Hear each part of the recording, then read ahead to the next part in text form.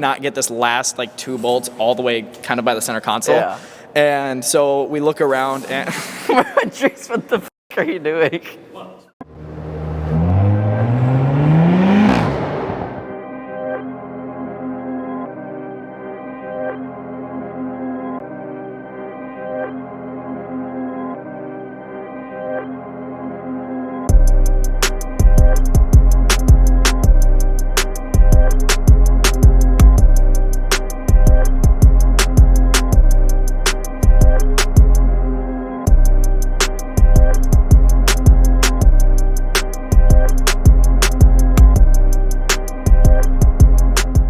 Is it recording?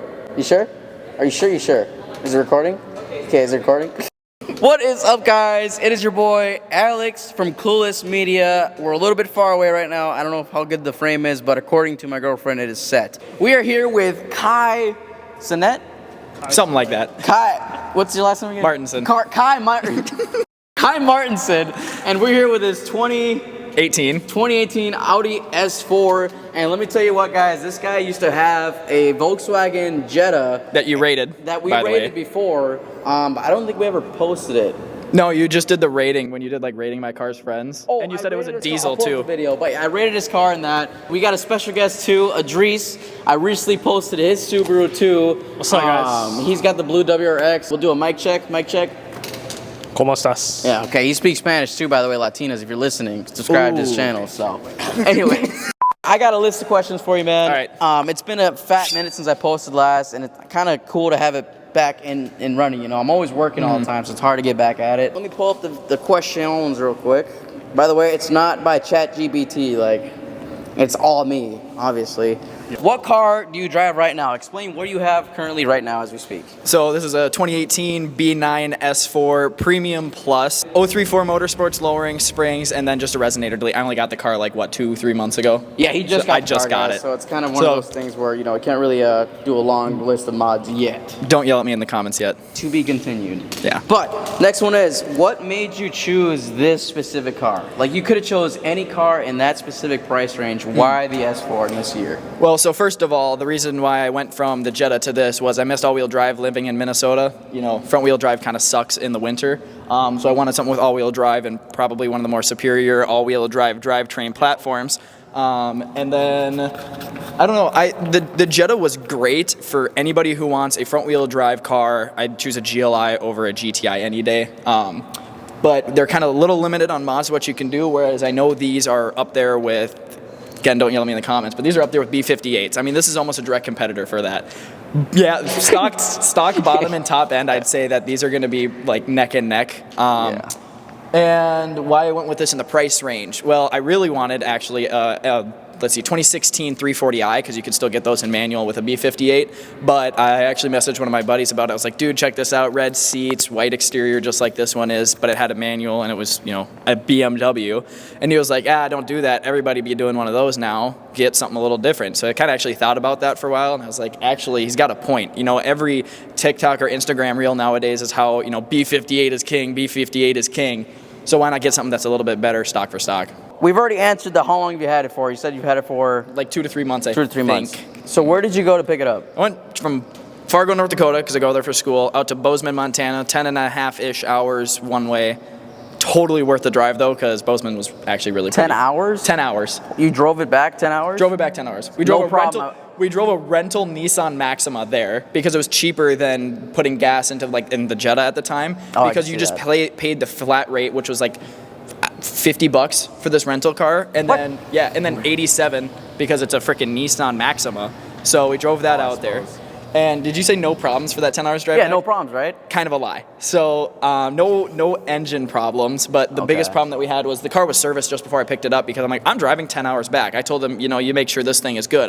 Fresh oil change. It was a dealership. It wasn't private party. Oh, okay. So that's good. I was like, you know, make sure this thing's ready to go for this. So we're about on the border of Montana to North Dakota, and I kind of hear the subtle flapping underneath the car. I'm like, what in the world is that? And then it gets worse because I thought some like plastic bag got stuck. And this was right off the lot too. Well, yeah, like what? This was 5 hours into the drive. 5 hours into the drive, too late to go back. Yep. So we pull over the side of the road, and I had looked underneath, and the service panel, because they have like those felt under panels, the whole front end of it was ripped off. So if it was the rear end, it'd be a little different because the wind going down would just push it back up. But this was the front end, so it was down like this, just flapping up and down. So I'm like, okay, well, we need to get this off. It was too, low to the ground. I don't want you coming at me, static boys, but I couldn't reach, under there to get the farthest bolt or anything. And then, so we drove to the nearest town, which was only about 2 miles away. Okay. And this was middle of nowhere, Montana. Went to an O'Reilly's first. You good? You social distancing yourself? Slowly moves away from the frame. And pull into an O'Reilly's first, and we actually ended up sitting there for like a half hour, and we could not get this last like 2 bolts all the way kind of by the center console. Yeah. And so we look around, and Trace, what the fuck are you doing? and this is the only time I could shout out Walmart for their auto care center. So we pull into Walmart, and I'm like, I don't know if you guys can have me do this or if you would be willing to do it for me, but we pulled it right over. They pulled the rest of it off. I'm like, all right, what do I guys owe you? And they're like, oh, nothing. Just to fix your shield, I would assume. They just pulled it off, and we threw it away. Yeah. And they were like, oh, that's chill. So that was about the only problem I've had. I mean, that dealership wasn't great in general. I mean, the car was it an Audi dirty. dealership? No, it was a Chevy dealership. Oh, is it really? But It was owned by the same people who owned the Audi dealership in Bozeman. So technically, this car was supposed to go to the Audi dealership, but it didn't go there. They kept it for whatever reason. So I don't have a second key because of the previous owner never gave them the second key. We had problems with, let's see, I'm trying to remember. It was super, like I said, it was just super dirty when we picked it up. Underneath the engine bay, there was just grime and grease everywhere. Back to that statement, no problems. We did have a few, but I guess not too bad to the point where it broke down and left them on the side of the road. No, it's been great. I mean, I've beat the crap out of this car for the last few months, and it's been phenomenal. All right, next question. How does it drive, and what do you love most about it? Okay, this is going to be very controversial. It's not a really love, but it's definitely something worth commenting on, is the ZF 8-speed. For those of you who don't know, this is a torque converter automatic. This is not a dual clutch like the previous gen. Not DSG. Yours is a dual clutch, right? Mine's DSG. Yeah, so this is a torque converter. Oh my smooth, and that launch is butter. It's still smooth too? Oh, it's so smooth. Wow. I actually really do like that transmission. I do wish, though, I have a problem from first to second gear on a launch where it'll either shift like butter and you can't even tell, or it literally almost throws you through the windshield. I have that same issue. Yeah, I don't know. I think that's a trans-tune thing. It must be a trans-tune. I think you can fix that. Have you? Okay. So kind of out of question here. So are you going to go with 034 or Jackal? I'm going to go with 034 because I don't know if actually Jackal does anything for the turboed V6. I haven't even looked into that. You're right. So I'm going to go with 034 only because of simplicity, and everybody has such good things to say about them. I actually already have 034 Motorsports lowering springs, as we mentioned on here before, and those are actually phenomenal. They still ride great, so for anybody who doesn't want to do coilovers, especially since this has the adaptive ride. Oh, so you can still keep your adaptive ride and the low. Okay, so it's basically your stock suspension, just adding different coils to it. Yeah. Oh, and this. Would you ever sell it, and why or why not? I know you just got the car. Oh man, that's really hard. As a daily in the way it sits right now, no. Only because I don't know if there is a platform that kind of does everything that I want it to do, like a B9. So when I was looking for a new car, I wanted all-wheel drive, and I loved my GLI so much that I wanted a Golf R. But the problem is the Mark 7.5s, I wasn't. Those are crazy expensive when you get the same mileage. Mark 7s, hot take, are actually kind of ugly. Mark 6s are my favorite, but those come with the Gen 1 EA 888. For all my Volkswagen nerds, y'all know why I didn't do the Gen 1, because my car had the Gen 3, so more power. But what he said. Yep. Like I said, I'm totally new to German cars, so whatever he said, I have no idea. German's the way. Nobody likes Japanese cars anymore. Let me ask you a different question. So I don't know if it's something or someone. Who would you say somebody inspired you to get into cars? What inspired you, or who inspired you to get into cars? Oh, who inspired me to get into cars? Either or, who or what? So I'll try to keep this very long story as short as possible. But when I moved schools in 8th grade, I don't know what happened, but kind of clicked overnight that I was like, I like cars now, and I just kind of got into it from there. But my dad and my grandpa have always been an influence because my dad has always had some cool car. He has a 67 Camaro that he's had since he was 16.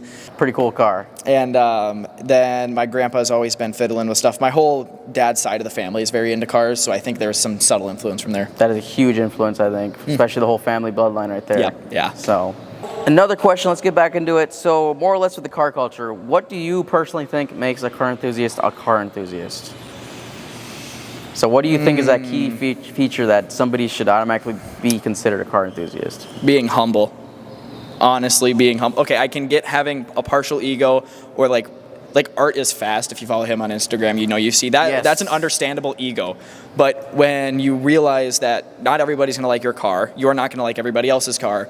That's how you can. I think that's like a sign of being, in the car scene, if you want to say. Yeah.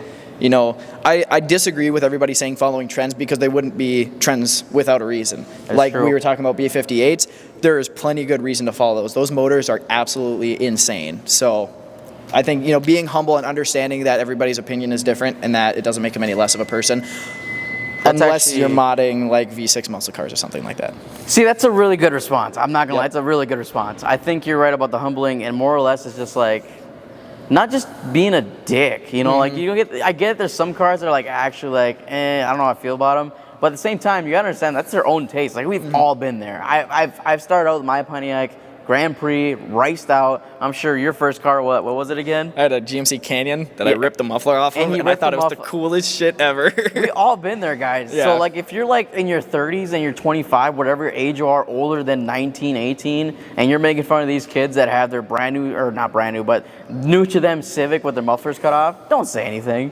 Whatever, just be cool about it. If you were once in that era, just kind of see it as like I was that kid at one point. If anything, be like a father figure in a way to them. Not physically, but not literally, I should say. Like you want to be like, yo, it's a cool car. Like you'll get there when you get there. It's a cool starter. You know what I mean? Yeah, so. And like I've had that experience where people, those riced up cars will come out to me, like when I had the Jetta, because that was a super OEM plus Jetta, so you could tell some things were done with it, but they'd be like, oh, I love it, and you don't need to shit talk their car, right? You don't want to be like, yeah, but I hate yours sucks. Like just let them appreciate it, be thankful for it. That's the biggest thing too, is like just be thankful. A lot of the people, when we go to like Power Cruise Proving Grounds and you try to talk to somebody about their car, they're the most closed off and just kind of assholes. There is no need for that. You're going to an event where people all enjoy cars. Don't be a jackass about it. Just be nice, understand that, you're gonna have a lot of people asking for pictures, asking questions.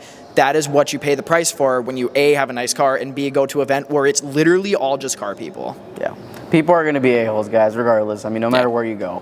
It's just a matter of, you like you said, you got to be humble. Yeah. You got to know when to stop your ego and when to, just have fun with it. But speaking of the car scene, so are you a part of any clubs at all? Like any specific, what's a good example? I drifted a little far away from them, but I hope they all still love me. But Nihilistic, started by POS Wagon on Instagram. Go follow him. So those guys have been phenomenal to work with. I kind of drifted off from the group because when I sold the Jetta, I kind of felt like that car took the group with it, because that car kind of started it all with me. But go give them a check out on Instagram. I still need to rep them again because I do miss them. But they're a great group. Most of it's Volkswagen, so they're looking for people that don't have Audis or Volkswagens, because it's a lot of German cars in there. So we're trying to get more people in there. So. How do you feel currently of the state of car culture as of right now? Like with everything going on with the takeovers, everything that's kind of messing up, making us look bad. What do you feel about that? Takeovers are awful. If you go to them, you are kind of a pile. And I don't think there's any justification for it. I understand the one thing, this is not justifying it, but I'm going to kind of see where they get the idea from. Is tracks are closing down, tracks are expensive, and now obviously police are cracking down on literally everything you can do. This is not the way to get back at that at all. I mean, when has this ever worked, right? I mean, in all of human history, doing something this stupid has never worked. And if you think about it too, like all the videos you see, it's just compilations of people getting hurt. Yeah. Like it's like literally people breaking their legs, falling through the air, damaging their cars. Like you get a brand new Scat Pack or stolen, whatever the case is, and there it goes.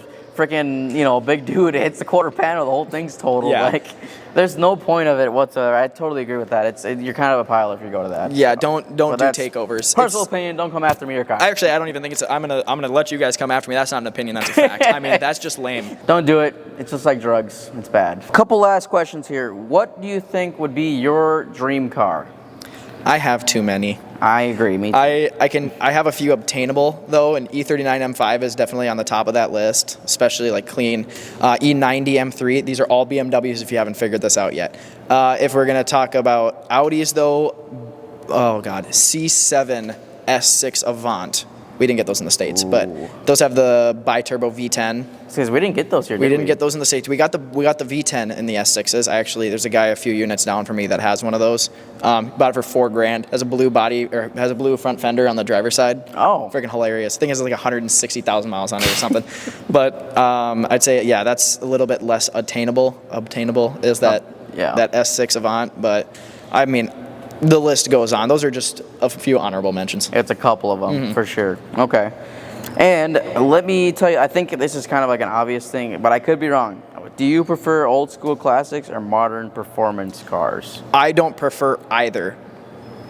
And I say that because they both have their pros and cons. So I was talking to Idris about this a little bit ago, but I also have a 1986 Porsche 944.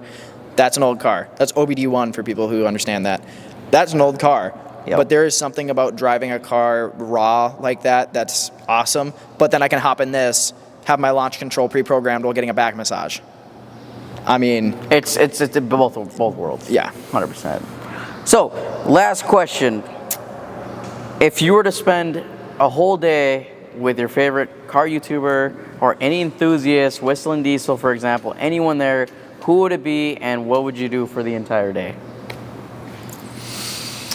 Okay, this might be also answer every time. This will be a little controversial, but I'm gonna say the Stradman because we were talking about people who got me into cars. The Stradman, dude. I remember the first video I ever watched of him when he picked up his Aventador for the first time, or his first Aventador, I should say. So he had the Gallardo. No, not the pink one, right? No, it's the now all carbon one. So the all carbon one was his first one. Not a huge fan. I didn't really watch him, but yeah, the reason I think I watched him so much is he did such a variety too. You know, Whistling, well, he's awesome, and I do actually really enjoy watching him, which I know is controversial. Strad has always been he's been so humble about everything. We were talking about being humble earlier.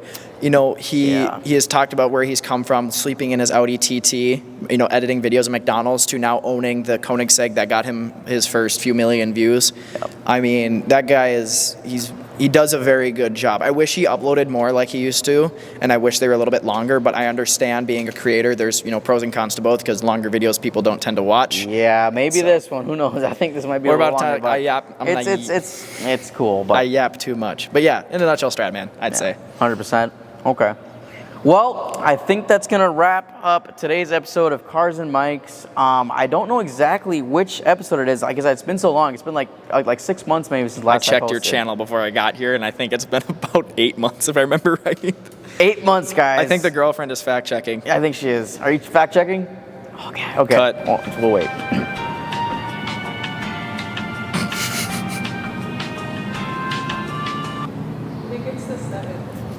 Seventh episode. So not terrible. 3 months ago since my last upload, and episode number 8.